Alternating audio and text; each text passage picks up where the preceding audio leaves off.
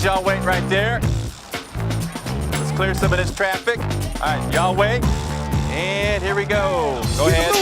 Keep it moving, keep it moving, keep it moving, keep it moving, keep it moving, keep it moving, keep it on moving, keep it moving, keep it on grooving. All right, let's go.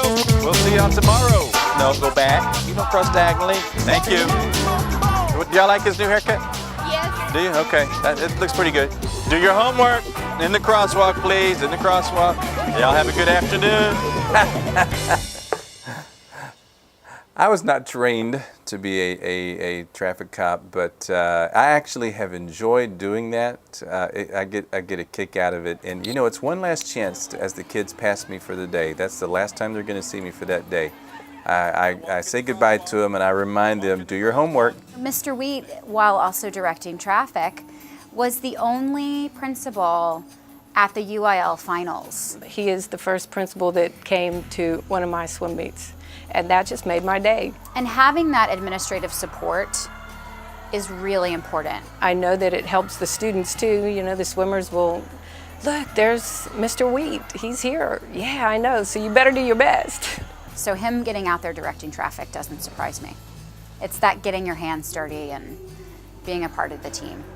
I'm a strong teacher supporter. What is it you need me to buy? What is it you need? Where do you need me to send you? What professional development do you need? You'll cut these strips so that they form a window. And the best professional development that we do is the professional development that our own teachers give to each other. You're just going to trust somebody who's in the trenches and in the trenches at your school. It's not coming from someone who wrote a book on pedagogical methods. It's coming from someone who used it maybe just last week. Foldables give them a chance to be individualistic. They're actually doing more learning that way because they're writing more words out, and finding a glossary is more accessible if they can just flip through a foldable and say, hey, this word is parallel, that's what Miss Obi said, and parallel means the lines are equal.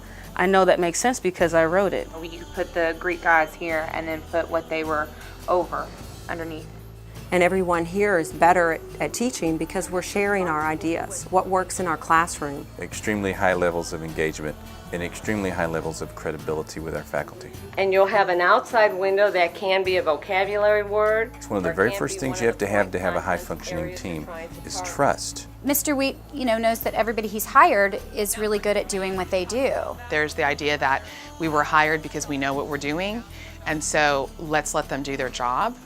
And kind of saying, okay, you're the expert in your field, I'm going to give you the tools that you need, and you go with it. My philosophy is to hire the very best people that we can, empower them to do their jobs, and then hold them accountable. Because the teacher can be teaching away all day long, but if the kids aren't learning it, what's the point? So that's why when I do observations, I want to hear from the kids to see what value they place on the learning. Has it been communicated to them why this is important?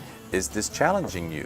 Why is this important that you learn about these outer planets? Why is it important? If you ever want to become a scientist and you want to succeed, you have to learn all your planets and all your outer planet facts. After observations and walkthroughs, we certainly follow up with reflective conversations. What do you think went well with that, with both that lesson and the whole unit?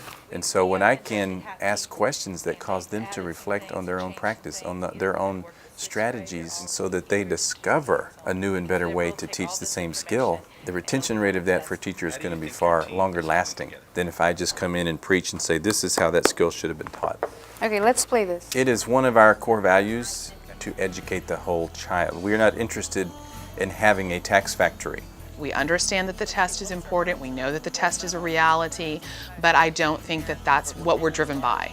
I think we're really more driven by the fact that we need to prepare these kids for careers or college and learning to really think critically and analytically. To me, rigor is not about quantity of homework. To me, rigor is about the depth of thinking that is required, the complexity of the assignment, and we believe we have to be challenging our kids here at Johnston so that they can be successful in high school and then be successful in college. At Johnston, rigor is one of the most important things to what we do in the classroom every day, not just in my class, but in any class as you walk down the hall. Johnston Middle School is a good school because of the teachers. They really put in 100%. And they push you a lot to do as best you can do. But it doesn't mean that academic achievement has to come at the expense of a great performing and visual arts program.